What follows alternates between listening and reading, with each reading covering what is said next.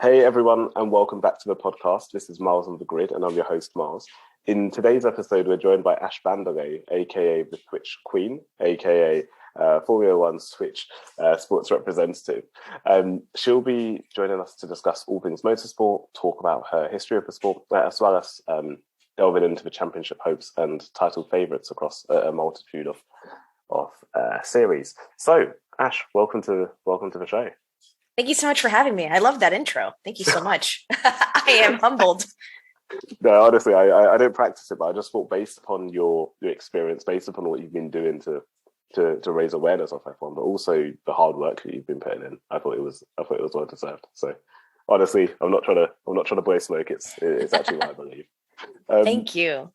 No, you're welcome, and thank you so much for coming on the show, because I know that I reached out and you're almost like a yes straight away, which is awesome. What actually, before I touch on that, how would you best describe yourself to my listeners? I know that I gave you a bit of a run through. Ooh, no one's ever asked me that. Like, how would you describe? That's such an interesting question. I would want to focus on one. I think for my stream and my general demeanor, Yeah. is not to like sound ridiculous, but I know people will hear this and be like, Ashley, that's very obvious. But kindness is a big thing, especially with dealing with fandom on the internet, anonymous people on the internet. Yeah. As a Twitch streamer, you only see chat. They see you, they see your reaction. So people come in and try to drop hot takes or rude takes, depending how you want to take that word. But I definitely try to pride myself in my chat. Like, you can be a fan of anyone. You don't have to love every single driver, but if you're going to disrespect them or like say something, at least do it in a classy way, which I know is kind of like a juxtaposition. But there's a way to say like, hey, I disagree with someone without insulting, name calling, and doing all that stuff. So we can be respectful about it and enjoy the sport for what it is. So I think kindness is the big one. It's interesting you mentioned that, because I think that it's something which I've touched on with quite a few guests recently. I don't know whether it's Twitter. I don't know whether it happens on Instagram as much.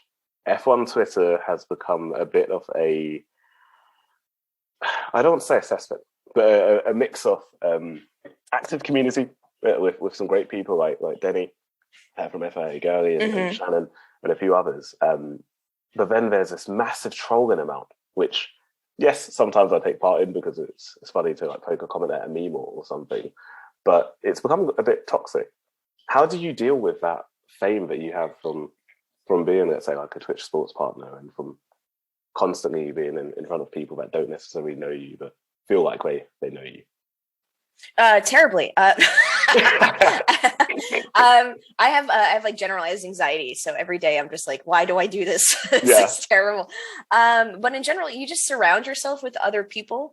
Like you mentioned, Shannon, Denny, they're extremely kind and they're so nice, and they have values that they stick to and they stand up for on Twitter, and they don't take any BS from anyone. And like, you kind of just look towards them and you're like, okay, I can do this. Like, these are strong women. I can emulate what they're doing. I definitely try to follow nice accounts. Like, I'll follow folks, and then if they say something, I don't know, like unkind essentially, or really extreme, I have no problem either like unfollowing or whatever, and then going from there. So just keeping it positive on the timeline and not seeing any of that as big. And then I think when I first started streaming and posting, it was definitely difficult with the comments, especially as a woman in motorsport.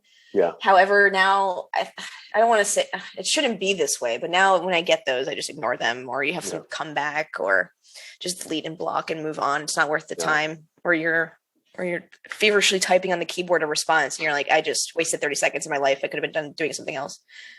This is the thing, and I think it's a bit annoying because it shouldn't necessarily be like that. You shouldn't have to be blocking trolls. You shouldn't have to be thinking of like witty responses to either, dare I say, combat a situation or think around the situation. I think I was watching one of your streams just in prep for this about maybe 20 minutes ago, and I saw something and I thought, that shouldn't be happening. It was around like marriage proposals and whatnot, and you entertained it because I could see you were kind of like trying to deflect it, but at the end of the day, that shouldn't necessarily be something that people in motorsport have to deal with, especially women who've got a massive passion for the sport. Do you mind saying or talking a little bit about what that's like at the moment in terms of being a prominent woman in the Twitch community, and how you, I don't want to say navigate that, but how you have stayed true to those values of kindness, which you've spoken about, and of just getting on with your day-to-day job. Sure. The way I look at it is we already deal with enough crap from men. So we all have to, so women really have to support each other. And I know that sounds ridiculous, but no, I'm with you. A good example yesterday was there was some kind of, was it F1 Manager, the new game coming out, or was it F1 2022? There was an account that tweeted something about, hey, tag your favorite F1 streamer or whatever. And I, unfortunately, since I'm in America, I'm always 6 hours behind any like European news or tweets or something. Yeah. So I woke up and I saw this, and I was just going through the comments to see who was tagged, and there was maybe one woman streamer tagged. Okay. And I was like, okay, I'm going to come in here and like get all these and like tag all these women that I know who are incredible streamers, incredible sim racers. And it was just like, ugh. And I knew some of the guys that were tagged and they're saying thank you. And at some point I was like, why didn't, like, they know us? Like, why didn't they also tag us at the same time?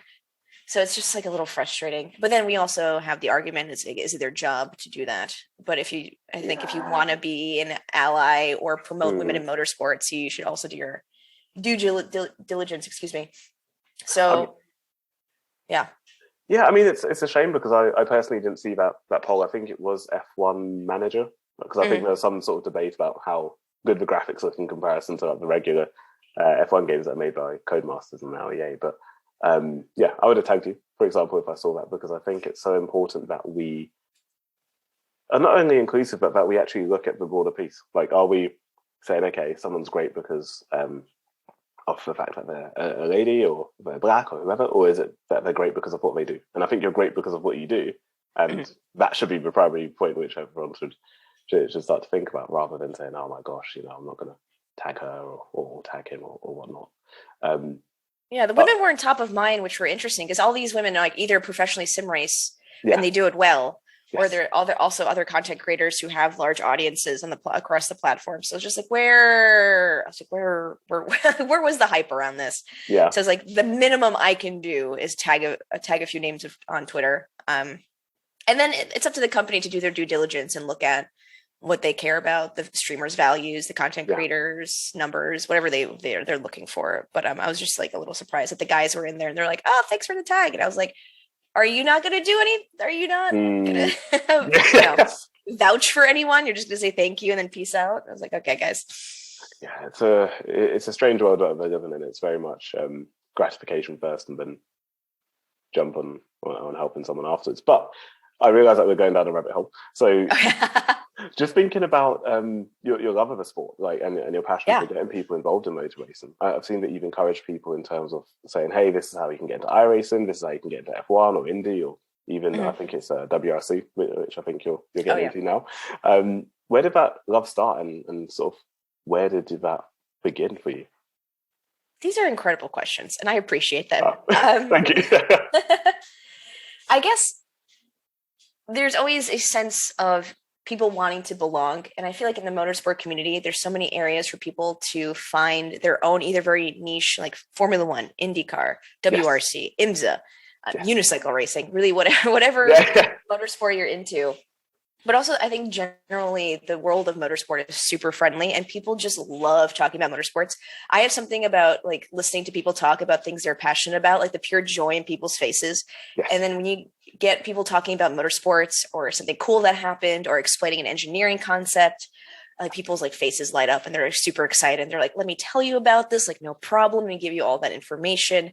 Yeah. And I just want to like keep passing that along, because someone did that for me. Many people keep doing that for me, either explaining concepts, inviting me into racing with them, like in the simulators and stuff like that. So I want to just keep doing that.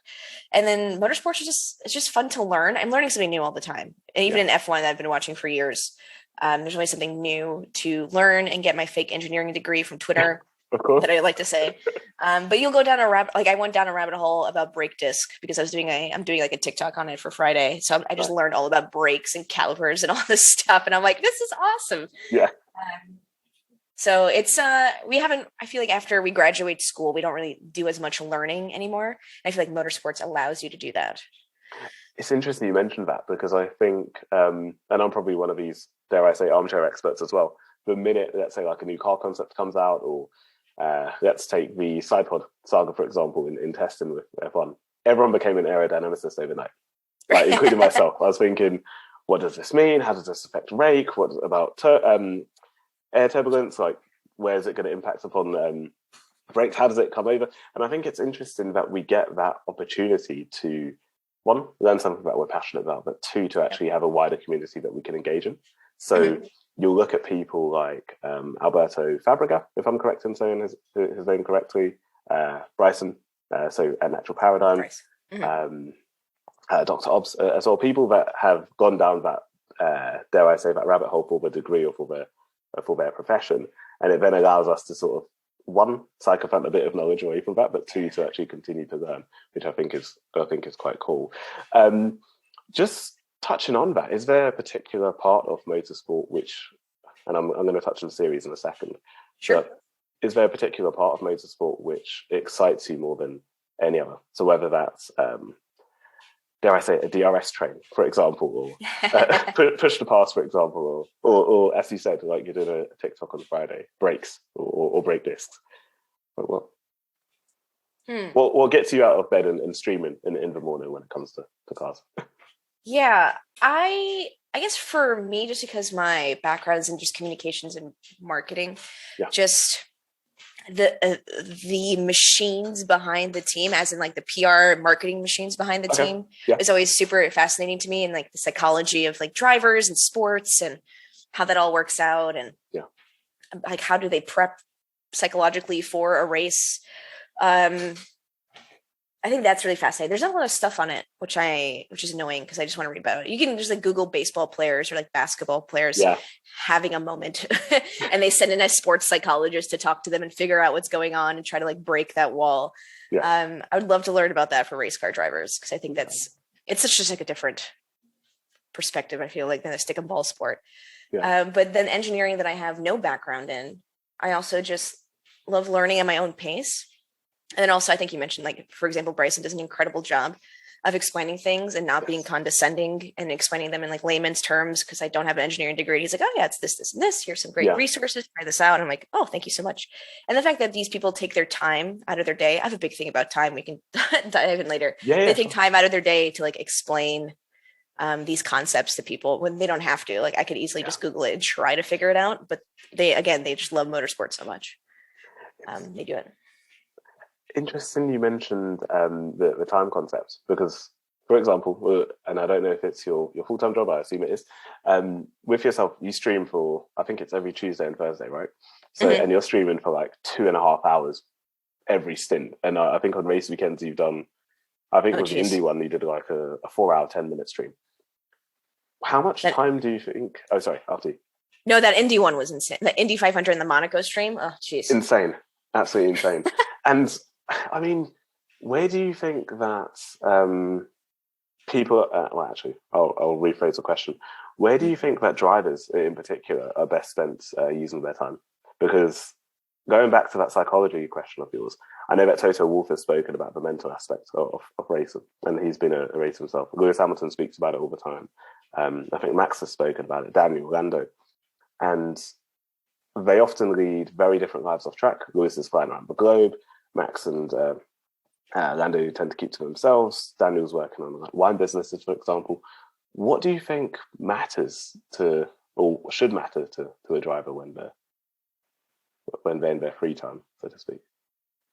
I guess in their free time, because they're doing their jobs every race weekend. I feel like people forget about that. Yes.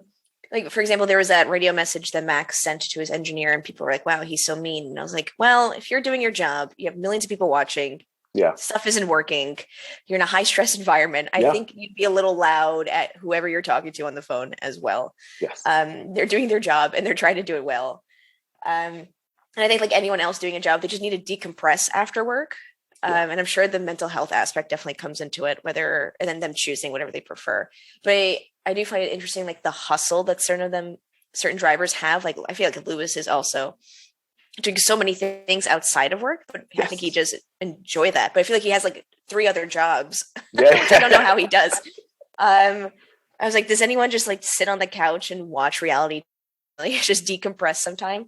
Yeah. So I would definitely learn or like love to understand how they decompress, I guess, in that way, whether it's time with family or do they just shut off social media and stuff like that. I'm sure there's a lot of training involved, which is, I think we do see that aspect before on F1 testing and then sometimes on their TikToks or Instagram, which is pretty cool. But also just like their decompression would be interesting to see. And I think that's where they should probably spend most of their time because F1 is stressful, even watching. Yeah, I mean, there's enough times when I'm literally screaming at the TV or my monitor thinking, make that pass. And at the end of the day, it's not going to affect me. Like it doesn't actually affect what I do on a day-to-day basis. But that only goes to show the level of stress, like you mentioned, that they're under. I'm just thinking around the topic of, let's say of decompression. So I know, for example, your hat's sake. So you're wearing Ash is wearing a Ferrari hat for the purposes of the audio. And I know that, for example, Charles Leclerc, Lando, Alex Albon, and George Russell form sort of the Twitch quartet. Mm-hmm. What do you think that decompressing via Twitch or decompressing with sim racing did for the world of Twitch sports back in, let's say, like the first lockdowns of 2020 and then going into 2021? I think it made it just F1 and sim racing more casual in a way and just more approachable to day to day.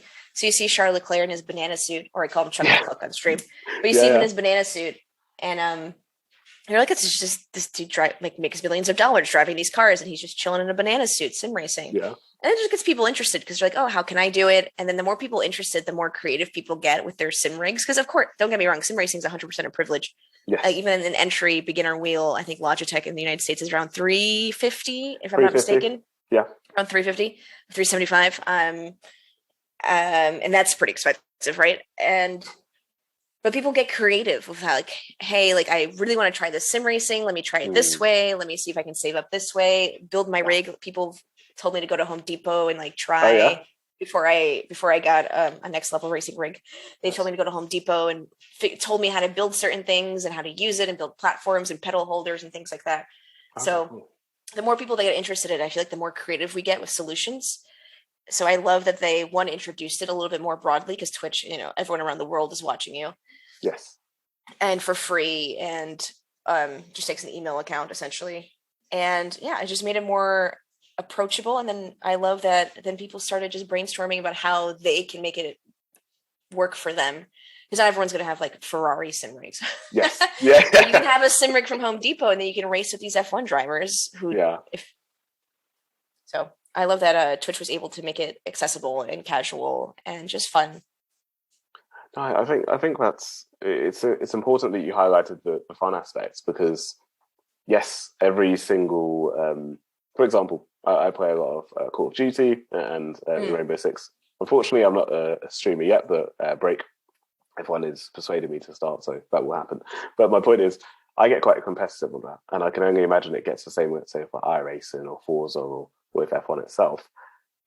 Do you find that sometimes the motorsport community, especially when it comes to streaming, can take itself a little bit too seriously and forget that fun aspect? Or do you feel that fun is more at the center of online racing these days?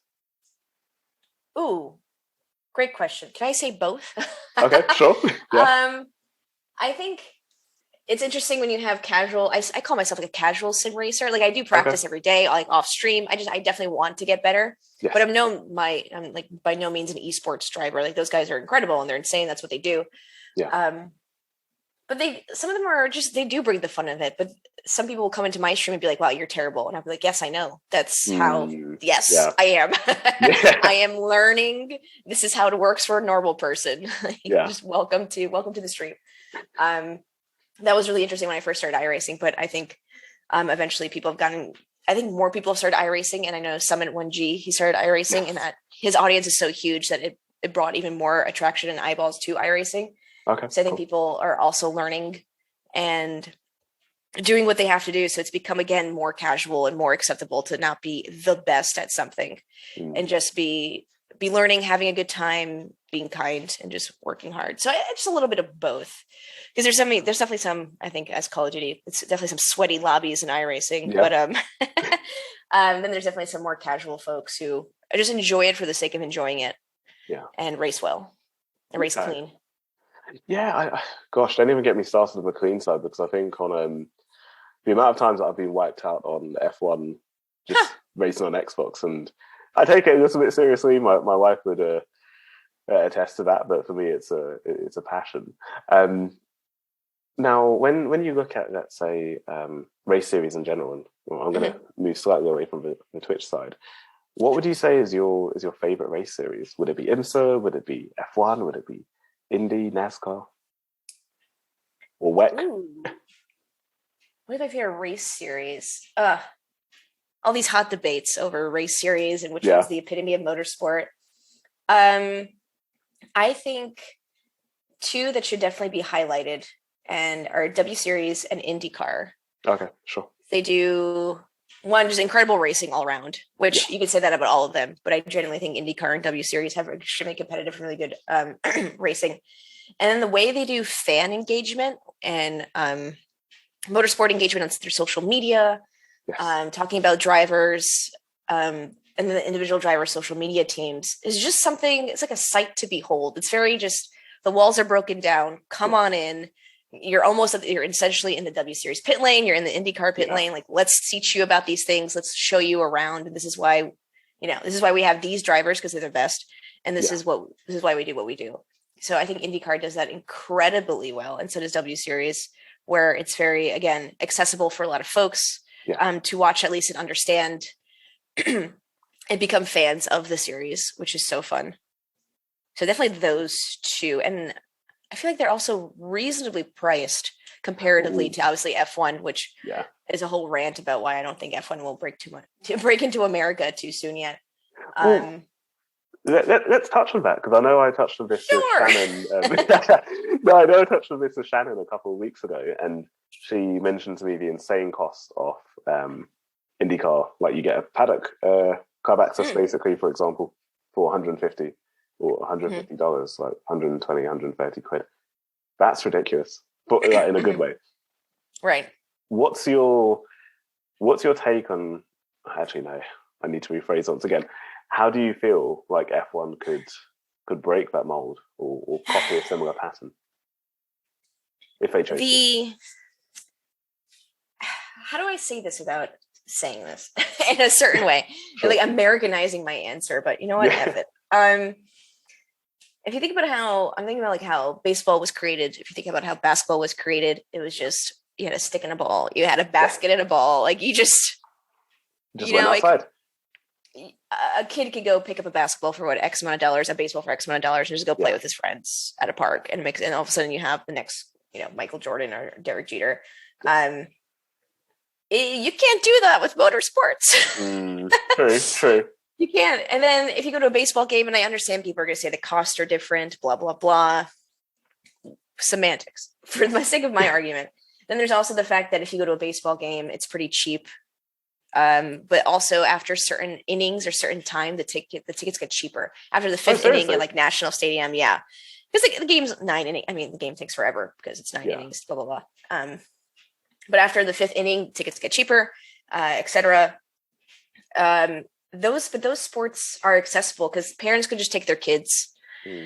Schools could just take kids in like groups of gaggles of 30 and just have an experience at a ball game, at a basketball game, and just go and just, this is it. And of course, with teams, there's also that psychological aspect of like, I'm from New York City, we're going to go see the Yankees or the Mets. And you're like, oh, this is a part of being a New Yorker. You're so excited. Yeah. You're like, I'm so glad I'm here.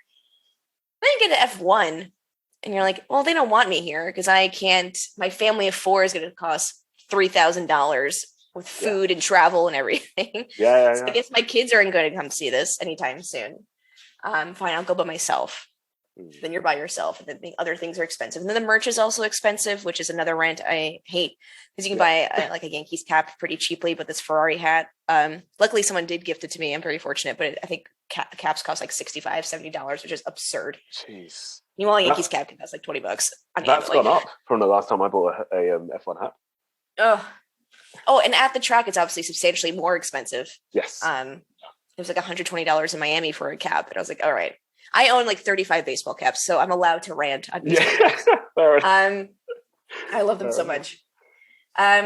So I just wish F1 would, not like they have to make money, but they make so much money. They could just lower the cost of maybe like of entry, because I understand that go-karting is expensive, and as a kid to get into it.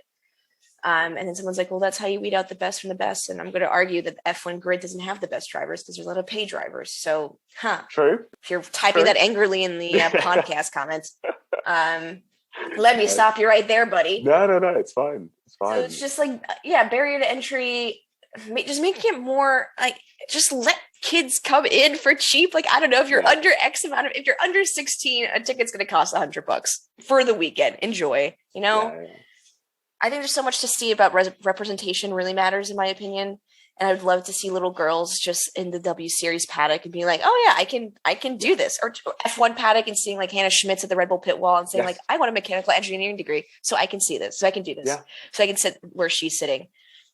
And then of course, little boys seeing like Lewis Hamilton and Max and George, just like all these drivers are like, oh, I can do this.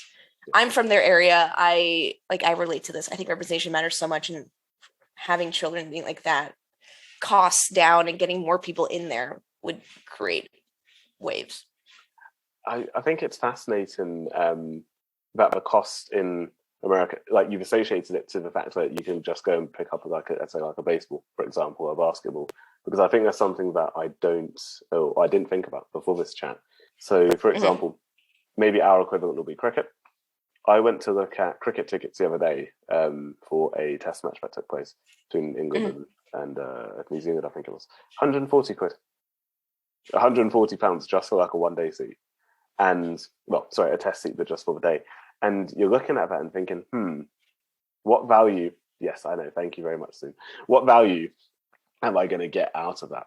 As opposed to if I spent a day at Silverstone, or if I spent a day at Spa, or let's say Miami, for example. Does the cost actually meet the benefit? So I think it's a tricky one to gauge, but I'm not too sure as to how we as a sport, we decrease the cost, because obviously you can say, look, let's get people in, and I'm completely in agreement with that, but would the big bosses over at Liberty actually take into account our views, or are they just going to continue to pump out sprint races and then charge an extra amount just because it's F1 doesn't care. F1 does not care what we want. So we can all talk about this in all our podcasts and streams, but F1 will do what they do because they think they don't need us. They're going to keep doing what they want to do because they don't think they need the fans as much, which is, I feel like, what IndyCar and W Series do really well is we understand that the fans make the motorsport, in my opinion. Like without fans, there would be no sports teams or sports in general. So I think it's a huge like elitism that I get from F1 that I hate so much, but I love the goddamn sport. So here we are. No, but you're right, because Bernie Ecclestone spoke about this, I think just before he left, or just before he sold up to Liberty, and he was saying, and I'm not a Bernie fan, don't get me wrong, but he was saying I'm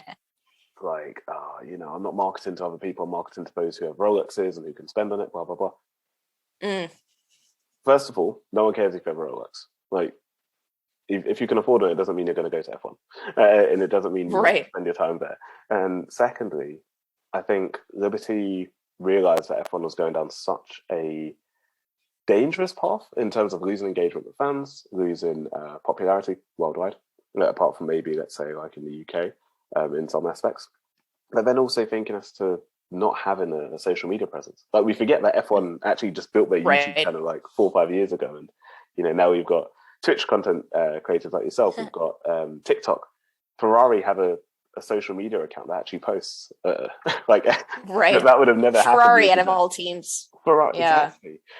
So I think it's something for the sport as a whole to be conscious of, and maybe to take a book out of Indy and W Series.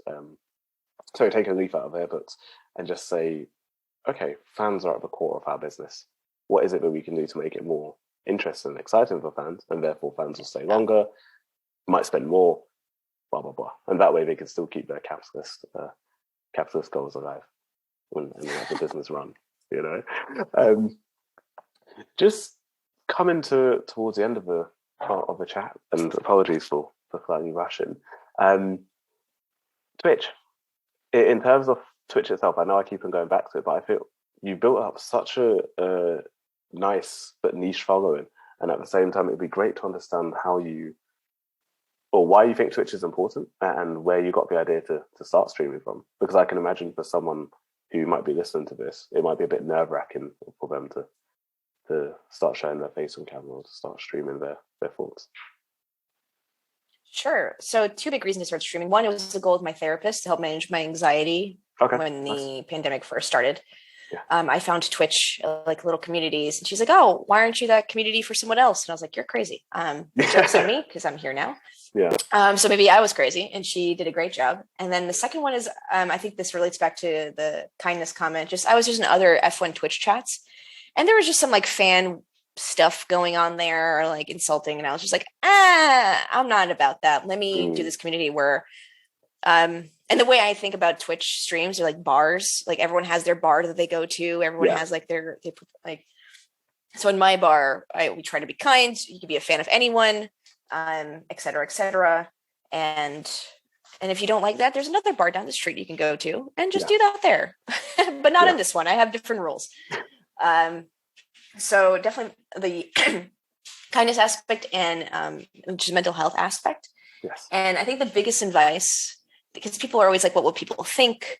This is cringe. And I'm sure I'm going to like someone listens to this in 5 years, me saying the word cringe is cringy, and all those other things. But I think the biggest advice that I have is just like, let them cringe, right? Like it's just their cringiness, their hate of you or their perception of you is like a single moment in time.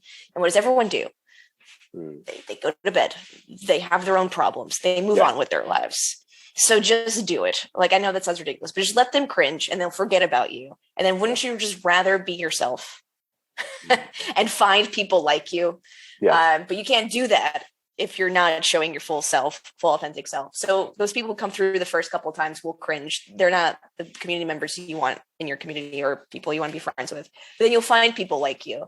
And then you'll be like, oh, I found my weird is what I call it. You'll find your weird. Nice. I think I should rename the title of the pod. Let them cringe and find your weird. I'm just thinking around, and I've said that way too often this show. In terms of your goals for Twitch, I don't know if you want to sort of keep those to yourself for now or whatnot. But do you have a particular goal in mind in order to that you want to achieve by, let's say, like by year's end or with your channel in particular? Yeah, I'd love to work closer with teams in F1 or, W Series, IndyCar, just motorsports teams in general to either interview their women drivers, their women staff, et cetera, get those showcased because I could do Women in Motorsports Wednesday. So great to have them on stream and just more hands-on approach. Nice. And I think with like my marketing communications background, there could be like a nice like play of benefits, like it's a win-win for everyone. So definitely love to be working with motorsports teams, whether it's kind of almost like a consulting communications fan role because I'm in it, and then also just seeing what else they can provide the fandom from like a Twitch aspect or a live watch along aspect, etc. So that'd be very cool. Nice. So that sounds really cool, and I think it would be good for, dare I say, us fans to have someone who has their boots on the ground and really has that experience to be able to just interact with the teams and find out, one, how they can bring that core engagement to the team, but two, to get better representation across motorsport as a whole. Last question from me, and feel free to say yes or no to this one. In terms of the F1 Championship for this year, who is your money/non-money on to be crowned in Abu Dhabi? I just want Sergio Perez to win. I want him to win so badly. I want a quote unquote second driver, right? Yes. Like to win, just to like stick it to the teams and the first drivers. So Sergio would be great. Carlos Sainz would be great. I'm just I would just be obsessed. What about I'm trying to think of someone. What about, and this is highly unlikely to happen, please do not flame me on Twitter afterwards, anyone. What about someone like Valtteri Bottas? If, for example, there were multiple. He's a good dude. He's a good dude. Hasn't always had the best of luck. Somehow his Alfa Romeo and his Ferrari engine coming through. You're fine with it. Okay, cool. I'm fine with it. I'll allow it. I'll let it happen. You let it go. But I think you're right. I think Perez needs think he's finally got the car that he always deserved. You know, and the confidence, I think, as well. Yeah. He's talking back on that team radio, and I was like, "That's right, Sergio. You don't let them pass you or let Max pass you." I saw that. He was like, "It's not fair. Tell them give me back the place." I thought, "Whoa, okay, we've got a multi-21 situation on our hands again." but no, I think it would be great for Sergio to at least win a couple more races and make it as close as possible. I think from my end, I would love to see Charles Leclerc, so Chuck Leclerc, come through, but that's just because I think he's an awesome talent. And from an IndyCar perspective, because I know W Series in my mind, Jamie Chadwick has already wrapped up that championship. It doesn't even need any more intervention. But from an IndyCar perspective, who's your thoughts on? The McLaren drivers, and then Colton Herta for the USA. So nice. I just like the McLaren making a name for themselves in the motorsport community, and then Colton Herta to hopefully come to Formula One one day and give us an American representation. Fair enough. No, I'm a massive fan of Colton, and I think he would do amazing things over in F1. But Ash, thank you so much for joining us. It's been a real pleasure. Thank you for having me. This is awesome. It's been really, really cool. And if you do want to follow Ash, go follow her at Twitter or at Twitch at AshVandelay. And I'll see you in the next one.